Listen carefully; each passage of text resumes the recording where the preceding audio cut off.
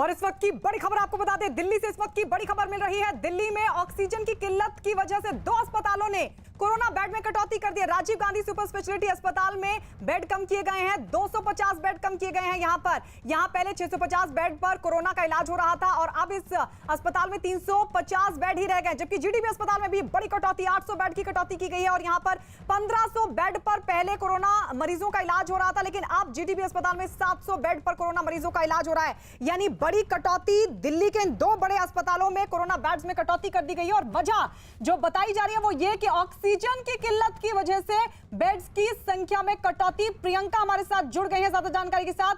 मरीज लगातार भटक रहे हैं प्रियंका, कहीं बेड पहले ही नहीं मिल पा रहे थे और अब इन 2 बड़े अस्पतालों में लगभग आधे के करीब ये कटौती कर दी गई है बेड्स की।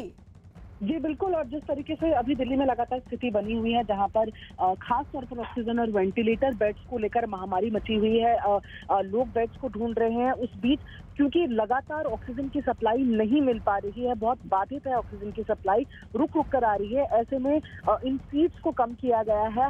कुछ समय पहले ही इन हॉस्पिटल्स में बेड्स को बढ़ाया गया था, लेकिन अभी जिस तरीके से दिल्ली सरकार की कोरोना ऐप में भी नजर आ रहा है, सिर्फ 700 संख्या रह गई है जीटीबी अस्पताल में और 350 के लगभग बेड्स हैं जो टोटल बेड्स हैं अभी Rajiv Gandhi super speciality hospital में। तो ये फिलहाल ताजा स्थिति नजर आ रही है, जहां पर ऑक्सीजन की किल्लत जो है सिर्फ प्राइवेट अस्पताल, नर्सिंग होम ही नहीं बल्कि दिल्ली के सरकारी अस्पतालों में भी देखने को मिल रही है। शुक्रिया प्रियंका, ये तमाम जानकारी हमें देने के लिए। तो दिल्ली में ऑक्सीजन की कमी की वजह से दिल्ली के 2 बड़े अस्पताल, राजीव गांधी सुपर स्पेशलिटी अस्पताल और जीटीबी में जो बेड्स थे उनकी संख्या में कटौती की गई है।